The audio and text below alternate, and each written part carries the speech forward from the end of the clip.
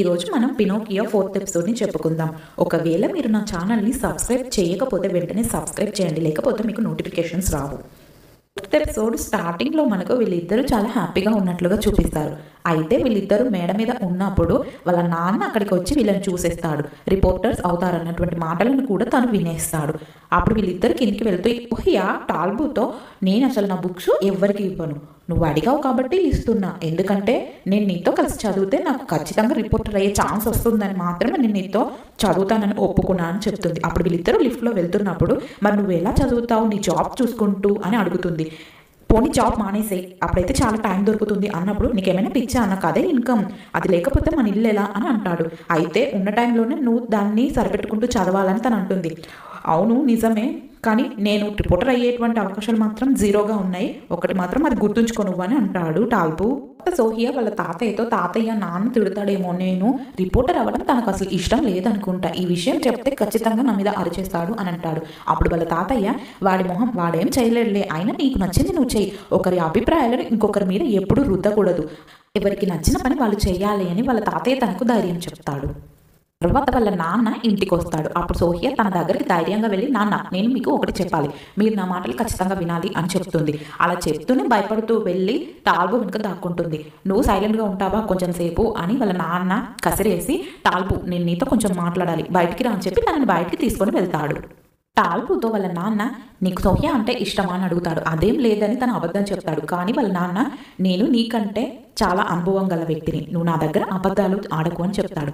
అవును నేను తనని ఇష్టపడుతున్నాను, కానీ ఇదంతా జరగదని నాకు తెలుసు, అప్పటి నుంచి నేను తననికి దూరంగా ఉంటున్నానని చెప్తాడు. కానీ అప్పుడు వాళ్ళ నాన్న మాత్రం, నువ్వు దూరంగానే ఉండడం మంచిది, ఎందుకంటే నేను తనకు ఒక రాజకుమారుని బద్దగా తీసుకురావాలని అనుకుంటున్నానని చెప్తాడు. అప్పుడు టాల్బు కూడా దానికి ఒప్పుకొని అక్కడి నుంచి ఇద్దరు వెళ్ళిపోతారు. నెక్స్ట్ సీన్లో వీళ్ళిద్దరూ ఇంటికి వచ్చేస్తారు.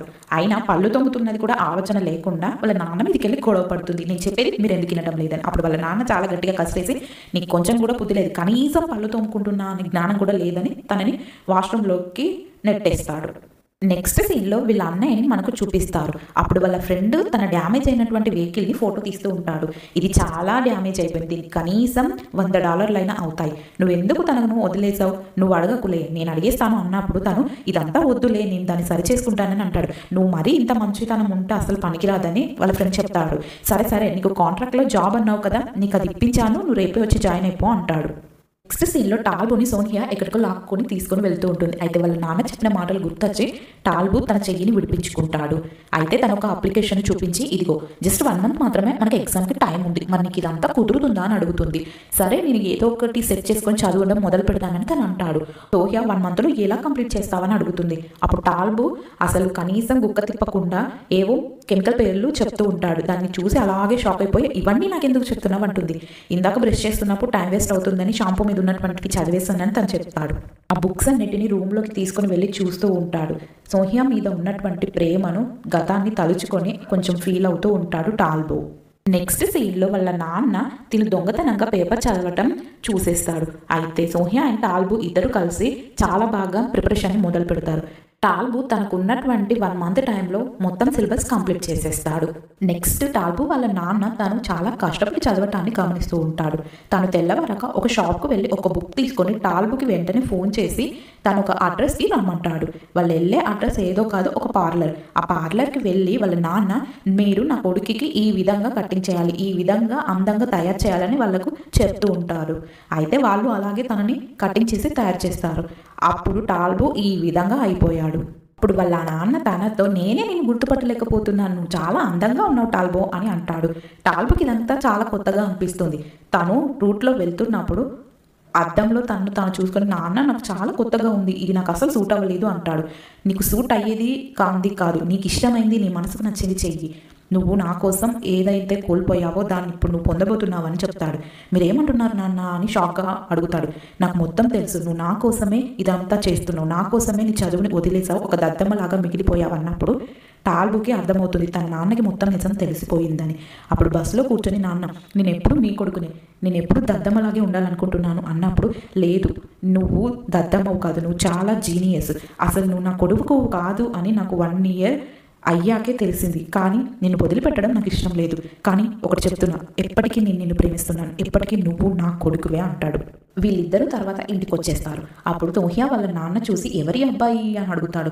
ఇంకెవరు, నా కొడుకు, నా రెండో కొడుకు అంటాడు. ఏంటి టాల్బోయా ఇలా ఉన్నాడేంటి, ఇంత చాలా అందంగా ఉంటాడు ఇతను, పిచ్చి జుట్టు వేసుకుని ఉండేవాడు అని అంటాడు. అప్పుడు సోహియా తనను చూసి పరిగెత్తుకుంటూ వచ్చేసి, టాల్బో నువ్వు ఇంత అందంగా ఉంటావా, వావ్ నిన్నెవరు ఇలా రెడీ చేశారు అని అడుగుతుంది. ఇంకెవరు, నేనే రెడీ చేశానని వాళ్ళ తాతయ్య అంటాడు. అప్పుడు వాళ్ళ నాన్న తనను అక్కడి నుంచి తిట్టి, నీ బట్టలు చూడు ఎలా ఉన్నాయో, నువ్వు ఫస్ట్ ఇక్కడ నుంచి వెళ్ళు, అస్తమానం తింటూనే ఉంటున్నావు అంటూ తనని కసిరేస్తాడు. ఎందుకంటే తన కూతురు కంటే తన అందంగా ఉన్నాడని జలసి ఫీల్ అయ్యి. ఇప్పుడు వాళ్ళ నాన్న, ఏంటి అస్తమానం టాల్బో వెనకాలే ఉంటున్నావు, తనంటే ఏమైనా ఇష్టమా ఏంటి నీకు అని అంటాడు. అప్పుడు తను, నా అంకుల్, మీకు ఎలా అనిపిస్తుంది అలా అని చెప్పి అరిచి అక్కడి నుంచి వెళ్ళిపోతుంది సోహియా. ఈ మాటలన్నింటినీ టాల్బో వింటున్నా కూడా ఏం పట్టించుకోకుండా వెళ్ళి బుక్ తీసి చదవడం స్టార్ట్ చేస్తాడు. అప్పుడు సోహియా ఈ విధంగా అనుకుంటుంది, తను నా అంకుల్, నాకు తన మీద ఫీలింగ్స్ ఎందుకు వస్తాయి, ఛీ నాన్నకు అసలు కొంచెం కూడా బుద్ధి లేదు అనుకుంటూ అరుచుకుంటూ ఉంటుంది. అయితే వీళ్ళిద్దరిని చూస్తున్నట్టుగా మనకు చూపిస్తారు. నెక్స్ట్ సీన్లో ఒక యాంకర్ని చూపిస్తారు. ఇతను ఈ ఛానల్లో చాలా కోపంగా ఉన్నటువంటి వ్యక్తిగా మనకు చూపిస్తారు. అలాగే తనకు న్యూస్ చెప్తూ ఉంటారు. అదేంటంటే, మా ఛానల్లో బ్లైండ్ ఇంటర్వ్యూని కండక్ట్ చేయబోతున్నాం. బ్లైండ్ ఇంటర్వ్యూ అంటే వాళ్ళు ఎంత పెద్ద వాళ్ళైనా వాళ్ళ బ్యాక్గ్రౌండ్ అనేది ఇందులో మెన్షన్ చేయకుండా కేవలం వాళ్ళ టాలెంట్ బట్టే మేము సెలెక్ట్ చేస్తామని చెప్తూ ఉంటాడు. తర్వాత సీన్లో వీళ్ళందరూ ఎగ్జామ్ రాస్తూ ఉన్నట్టుగా మనకు చూపిస్తారు. అందులో సోహియా అండ్ టాల్బో కూడా ఉంటారు. ఎగ్జామ్ అయిపోయాక వీళ్ళు ఇంటర్వ్యూ కోసం అటెండ్ అవుతూ ఉంటారు. అందులో సోహియాకి కాల్ చేసినటువంటి పర్సన్ కూడా వస్తాడు. అయితే వీళ్ళందరూ ఆ ఇంటర్వ్యూ కోసం ప్రాక్టీస్ చేస్తూ ఉంటారు ప్రతి ఒక్కరు. సోహియా కూడా ఇక్కడ ప్రాక్టీస్ చేస్తూ ఉంది. కానీ ఎప్పుడు చూసినా వాళ్ళ అమ్మ ఛానల్నే చెప్తూ ఉంటుంది. అయితే అప్పుడు టాల్బో, సరే కానీ నీ మెల్లో ఉన్నటువంటి ఆ చైన్ తీసేసే, అది వేసినప్పటి నుంచే నీకు ఇలా జరుగుతుంది అని అంటాడు. అప్పుడు సోహియా, లేదు నేను దీన్ని తీయను, ఇది నాకు లక్కీ అనిపిస్తుంది, ఎందుకంటే ఇంతవరకు నేను రావడమే చాలా గ్రేట్, నా పినాకియో ప్రాబ్లం ఎవరికి తెలియలేదు, నేను చాలా మేనేజ్ చేశాను, నాకు దీని మీద నమ్మకం ఉంది, నేను దీన్ని తీయను అని చెప్తుంది. అప్పుడు ఒక అతను వాళ్ళందరి దగ్గరికి వచ్చి నెంబర్స్ వైజ్గా వాళ్ళందరినీ లోపలికి తీసుకుని వెళ్తున్నారు. అప్పుడు వాళ్ళందరూ ఆల్ ది బెస్ట్ చెప్పుకున్నారు ఒకరికొకరు. వాళ్ళందరూ లోపలికి వెళ్ళారు. అక్కడ కొంచెం సెట్టింగ్ వేసి ఉంది వీళ్ళ టెస్ట్ కోసం. సోహియాకి ఇన్ని రోజులు మెసేజెస్ చేసినటువంటి పర్సన్ కూడా అక్కడికి వచ్చి తనని చూస్తూ ఉన్నాడు. అయితే టాల్బోతో పాటు సోహియా కూడా తనని చూసి ఏంటి తను అనుకుంటుంది. అయినా కూడా అతను అలాగే చూస్తూ ఉంటాడు. దీని ద్వారా టాల్బోకి చాలా కోపం వస్తుంది. సోహియాకి ఇన్ని రోజులు మెసేజెస్ చేసినటువంటి వ్యక్తి కారులో వెళ్తున్నాడు వాళ్ళ అమ్మతో సోహియా గురించి మాట్లాడుతూ. సడన్గా తను సోహియాని బస్సులో చూసేస్తాడు. అప్పుడు తననే చూస్తూ ఉండటాన్ని ఆ బస్సులో ఉన్న వాళ్ళందరూ గమనిస్తూ ఉంటారు. సోహియా మరియు టాల్బో కూడా దాన్ని చూసి, అతను ఎవరో నీకు తెలుసా అని అడుగుతాడు. ఏమో అతను ఎవరో నాకు తెలియదు అని అంటుంది సోహియా. సడన్గా అతను తనకి కనుకొడతారు. అప్పుడు టాల్బో, నువ్వు ముందు నా వెనక్కి రా అని వెనక్కి నెట్టేస్తాడు. నంతా ఆ రూమ్లో టాల్బో గుర్తు చేసుకుంటూ ఉంటాడు. తర్వాత అక్కడికి కొంతమంది వ్యక్తులు వస్తారు వీళ్ళందరినీ టెస్ట్ చేయడానికి. ఆ టెస్ట్లో టాల్బో ఇంతకు ముందు క్విజ్ పోటీల్లో ఒక యాంకర్ని మామూలుగా తిడతాడు కదా, అతను ఇక్కడికి వస్తాడు. అప్పుడు టాల్బో అతన్ని చూసి, చచ్చాను రా బాబు, ఇతను వచ్చాడేంటి ఇక్కడికి, అయితే ఈ జాబ్ నాకు రానట్టే అనుకుంటూ ఉంటాడు. ఇక్కడ ఉన్న వాళ్ళు, మేము ఒక వీడియోని ప్లే చేస్తాం, దాన్ని మీరు ఏ విధంగా చెప్తారో అన్న దాన్ని బట్టి ఉంటుంది టెస్ట్ అని చెప్తారు. ఒక వీడియోని ప్లే చేయడం జరుగుతుంది. దాని ద్వారా టాల్బో ముందుగా తన అభిప్రాయాన్ని ఏ విధంగా చెప్తాడో ఆ విధానాన్ని చెప్పేస్తాడు. తర్వాత వీళ్ళందరూ ఒక్కొక్కరిగా చెప్పడం జరుగుతుంది. అందులో సోహియా తడబడుతూ ఉంటుంది. దాని ద్వారా మీరు ఎందుకు తడబడుతున్నారని అక్కడ ఉన్న వాళ్ళు అడిగినప్పుడు, నేను అబద్ధం చెప్పలేను, అదేంటో నాకు నిజంగా తెలియనప్పుడు నేను అక్కడ ఏమి చెప్పలేను అంటుంది. అప్పుడు ఆ రిపోర్టర్స్, మీరు ఖచ్చితంగా ఇది చెప్పకపోతే ఈ టెస్ట్లో ఎలా పాస్ అవుతారు అన్నప్పుడు సోహియా, నేను అబద్ధం చెప్పలేను అంటుంది. మీరు ఎందుకు అబద్ధం చెప్పలేరు అని వాళ్ళు అడుగుతారు. అప్పుడు టాల్బో అక్కడ ఉండి, ఎందుకంటే తను రిపోర్టర్ అని సమాధానం ఇస్తాడు వాళ్ళందరికీ. అందరు ఇచ్చినటువంటి పర్ఫార్మెన్స్ ఆధారంగా వాళ్ళందరూ వీళ్ళకి మార్క్స్ వేస్తూ ఉంటారు. అయితే ఇది బ్లైండ్ ఇంటర్వ్యూ కాబట్టి వాళ్ళ పర్సనల్ విషయాలు వీళ్ళకి ఏవి కూడా తెలియవు. టాల్బో మరియు సోహియా చాలా టెన్షన్ పడుతూ ఉంటారు, వస్తుందా రాదా అని. అప్పుడు టాల్బో తనతో, వస్తే వస్తుంది, లేకపోతే లేదులే, అయినా నాకు రాకపోతే నువ్వు ఎలాగో వెళ్ళవు, నీకు రాకపోతే నేను ఎలాగో వెళ్ళను అని సమాధానం ఇస్తాడు. అప్పుడు సోహియా కొంచెం స్వార్థంగా ఈ విధంగా ఉంటుంది, అవసరం లేదు, ఒకవేళ నీకు రాకపోతే నేను ఖచ్చితంగా వెళ్ళిపోతా అని అంటుంది. అప్పుడు టాల్బో తన నాపి, ఏంటి నేను ఇక్కడ వెళ్ళను అంటుంటే నువ్వు వెళ్తా అంటున్నావా, ఇంత స్వార్థం నీకని అంటాడు. అప్పుడు అదంతా చూసినటువంటి ఆ జో తనని కోపంగా చూసి, రిజల్ట్స్ వచ్చేసాయి, వెంటనే మీరు ఇక్కడికి రండి అని పిలుస్తూ ఉంటాడు. అందరూ పరిగెత్తుకుంటూ వెళ్ళి వాళ్ళ రిజల్ట్స్ చూసుకుంటారు. అందులో కొంతమంది సెలెక్ట్ అవ్వడం జరుగుతుంది. అందులో వీళ్ళ పేర్లు కూడా ఉంటాయి. నెక్స్ట్ వీళ్ళు గ్రూప్ డిస్కషన్కి సెలెక్ట్ అవుతారు. అదే విషయాన్ని వాళ్ళ తాతయ్యకు ఫోన్ చేసి చాలా హ్యాపీగా చెప్తారు. అప్పుడు వాళ్ళిద్దరూ ఒకే ఆఫీస్కి వెళ్తారని వాళ్ళ నాన్న అనుకొని ఒక ఇమాజినేషన్లోకి వెళ్తారు.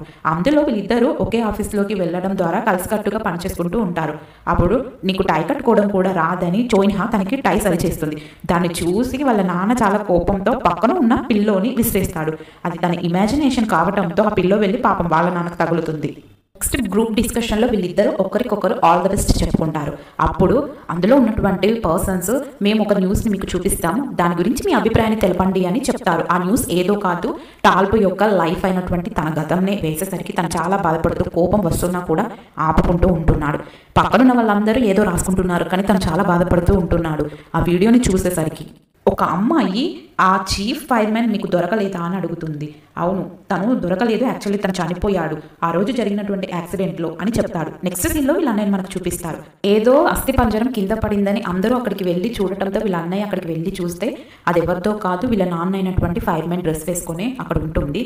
దాన్ని చూసి ఏం చేయాలో కూడా అర్థం కాక ఒక దగ్గరికి వెళ్ళి గుండె పగిలేలాగా గట్టిగా రోధిస్తూ ఏడుస్తూ ఉంటాడు. పాపం వీళ్ళ అన్నయ్య చూస్తే మనకి ఇక్కడ బాధ అనిపిస్తుంది. పైగా తన గతాన్ని కూడా తలుచుకొని ఇంకా గట్టిగా ఏడుస్తూ ఉంటాడు. ఇక్కడ సీన్ కట్ చేస్తే ఆ ఇష్యూ గురించి ప్రతి ఒక్కరు తమ తమ అభిప్రాయాలను చెప్తూనే ఉన్నారు.